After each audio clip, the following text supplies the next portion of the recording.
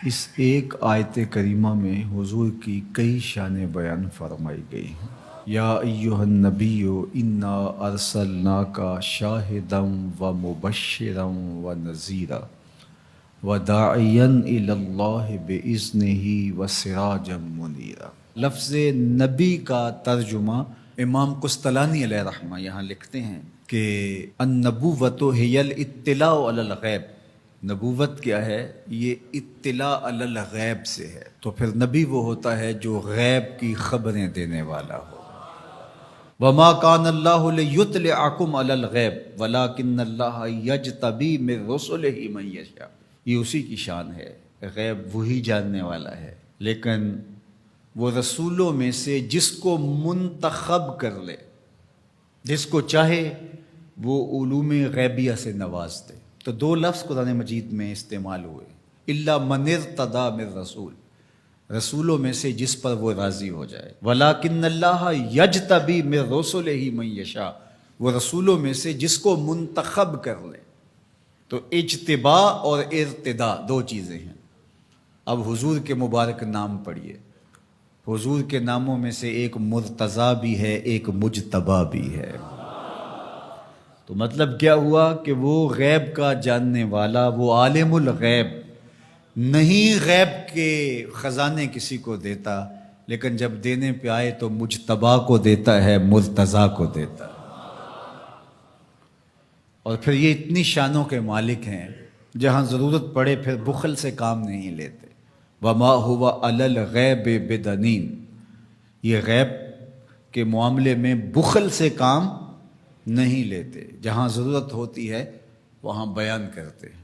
سیدنا عمر بن خطاب رضی اللہ تعالیٰ عنہ فرماتے ہیں، قام فینا رسول اللہ صلی اللہ علیہ وسلم فاخبرنا عن بدء الخلق حتی دخل اہل الجنت منازلہم واہل النار منازلہم، حافظ ذالک من حافظہ و نسیہ من نسیہ۔ کہا ایک دن حضور کھڑے ہوئے مجمع اصحاب میں، اس کائنات کی ابتدا سے انتہائے کائنات تک، یہاں تک کہ جنتی جنتوں میں چلے گئے اور جہنمی جہنم میں چلے گئے، کوئی شے نہیں جو حضور نے چھوڑی ہو، سب حضور نے بیان فرما دیا۔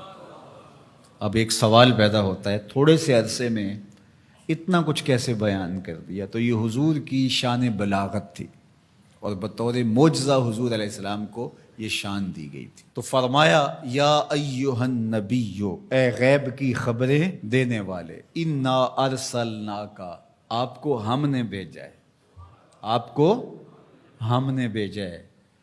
یار آپ کسی کو بھیجیں اور اس کی کوئی عزت نہ کرے تو آپ کہیں گے تم ہوتے کون ہو، اس کو ہم نے بھیجا تھا۔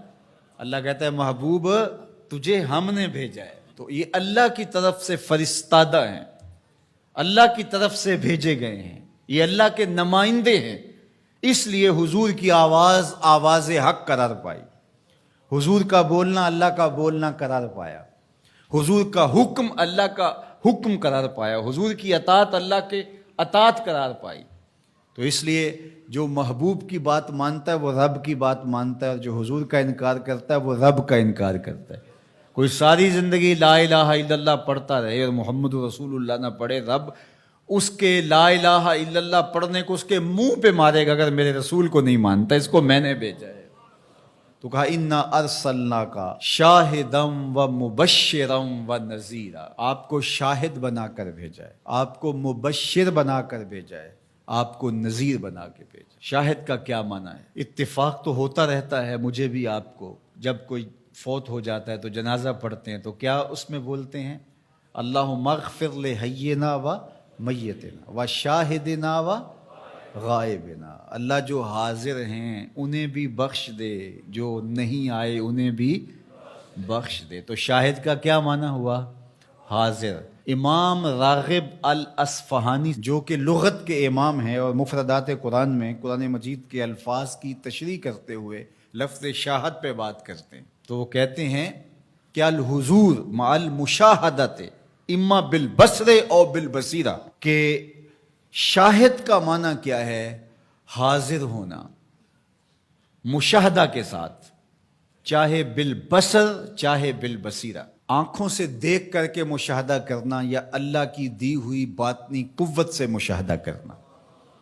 تو کہا یہ ہے شاہد کا مفہوم، اور حضور علیہ السلام کو میرے رب نے شاہد بنایا ہے، میرے رب نے شاہد بنایا، تو حضور کی نظروں سے کچھ پوشیدہ نہیں ہے۔ آقا کریم نے ارشاد فرمایا، یہ بھی صحاح کی روایت ہے، ان اللہ زوال الارض فرأیت مشارقہا و مغاربہا، اللہ نے میرے لیے زمین کو سمیٹ دیا، اور ایک روایت میں ایسے کر دیا جس طرح میری ہتھیلی ہوتی ہے، میں پوری کائنات کو یوں دیکھ رہا ہوں جس طرح کوئی اپنی ہتھیلی دیکھتا ہے۔ تو فرمایا کہ اللہ نے میرے لیے زمین کو سمیٹ لیا، اور میں نے مشرق بھی دیکھ لیے، میں نے مغرب بھی دیکھ لیے۔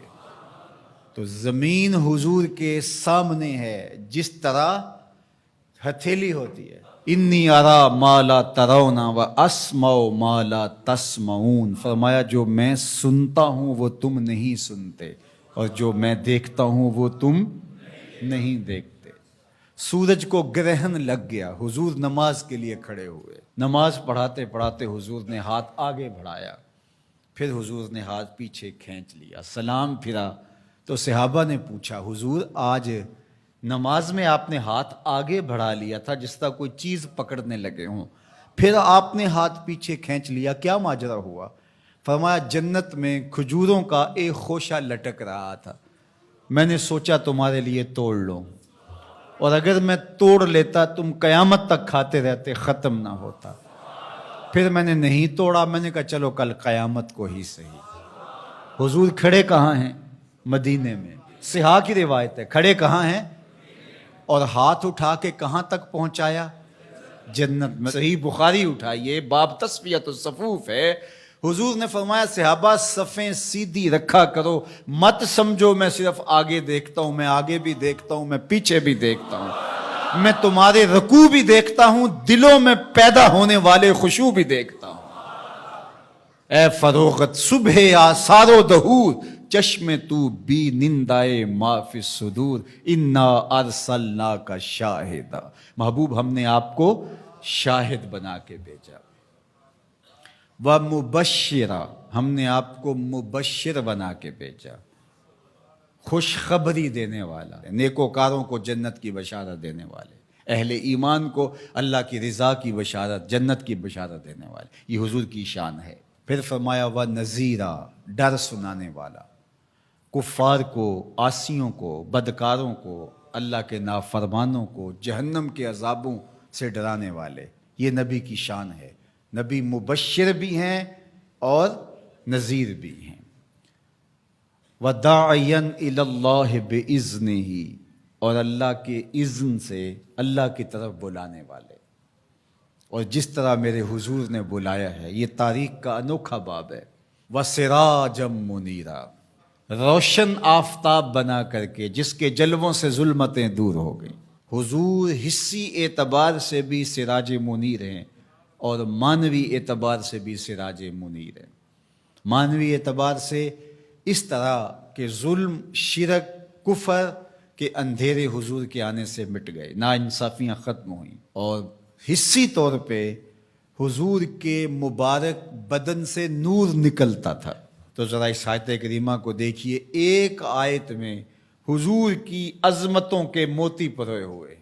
یا ایھا النبی انا ارسلناک شاہدا ومبشرا ونذیرا وداعیا الی اللہ باذنہ وسراجا منیرا، زیراں زبراں شداں مداں شان اودی وچ آئیاں، عاماں لوکاں رمز نہ کوئی، خاصاں خبراں پائیاں۔